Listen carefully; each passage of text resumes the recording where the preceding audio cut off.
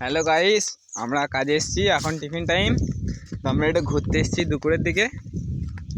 দেখো, এটা হচ্ছে গঙ্গাধরপুর।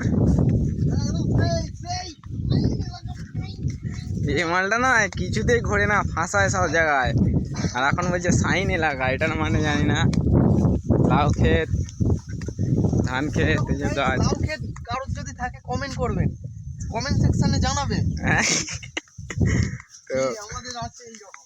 হ্যাঁ, সেইটা যদি খান যে আমরা এই জায়গাটায় কাজ, মানে এইখানে রাস্তাটা দিয়ে একটু যেতে হবে, কাজে এসেছি।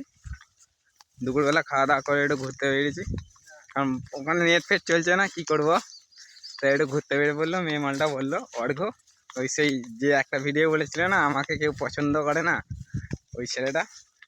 তাল গাছের গোড়া, পুকুর আছে এখানে, হাওয়াটা দিচ্ছে বলে আরো ভালো লাগছে, তাই জন্য আমরা এলাম আজকে।